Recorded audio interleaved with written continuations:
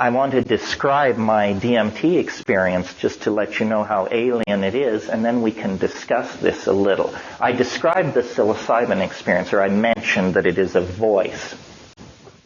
DMT, which is a near relative of psilocybin. Psilocybin I mentioned, 4-phosphoryloxy-NN-DMT. Now I want to talk about NN-DMT. This is a compound, the commonest hallucinogen in nature. Note that, because if an alien were spreading hallucinogens around, this would be the one to look at. It's the commonest one. You smoke it. It only lasts 3 to 7 minutes. Not long, folks. Anybody can invest 3 to 7 minutes, I would think, in an experiment which might alter your complete ontology. What happens when you smoke DMT? Well, here's what happens to me. There is a mandalic pattern which forms, which is identifiable as what pharmacologists call preliminary hypnagogia. It just simply means that the brain-mind system is saying, yes, exotic indoles are arriving at the synaptic receptors in unexpected numbers. Yes, we are monitoring this situation. Yes, yes, yes. Okay. That goes on for about 30 seconds, and then you are propelled through it into a place. A place, not a state of mind, a place. And this place has its low. It's no higher than this ceiling. And it's actually about the size of this room, but rounded, soffitted lighting, indirect lighting. But the main action is you are instantly plunged into an environment of elf intelligence, self-transforming machine elves, I call these things, or tykes, just for want of a better name. They are not cheerfully portrayed and suitable material for t-shirts and coffee mugs. They are self-transforming, jeweled basketball-like things. It's not clear they are made of matter. They are made of light. Their status on the phylogeny of biology is extraordinarily murky. And they come pounding forward like badly trained dogs, cheering. They say, "Here you are!" You may all recall, some of you may recall that old Pink Floyd song, "The gnomes have learned a new way to say hooray." So there you are. And now, 20 seconds before, you were in an apartment somewhere with your scuzzy friends doing drugs. Now that's gone. And you are in this place being confronted by these entities. And one of the things they do that's quite disconcerting is they come jumping up or dribbling up to you, and then they will sort of vibrate in place. Then they jump into your chest.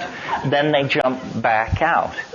But the main thing is they are doing something very, very interesting. What they're doing is the reason I call them language elves is because they possess an ontos of language that is completely alien to us. They use a language which you can see. They can condense meaning before your very eyes. For them, syntax is not acoustical rules, it's pictorial rules. And they are doing this. They will scramble forward, elbowing each other, jumping up and down, very excited, and they say, "Look at this. Look at this." And they pull objects, sing objects into existence and show them to you.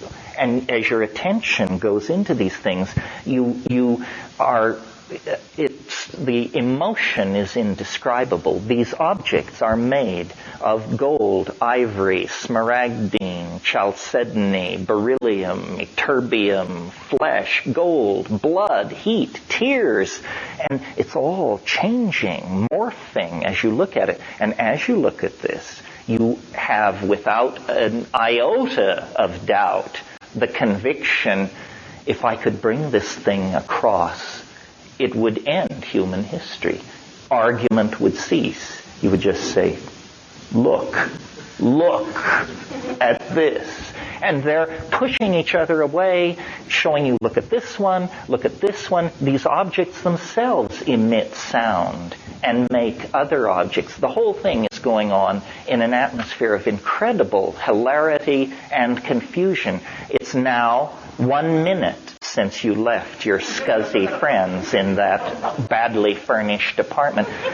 Naturally, the fact that you're having this experience raises certain fundamental questions, such as, am I dead now?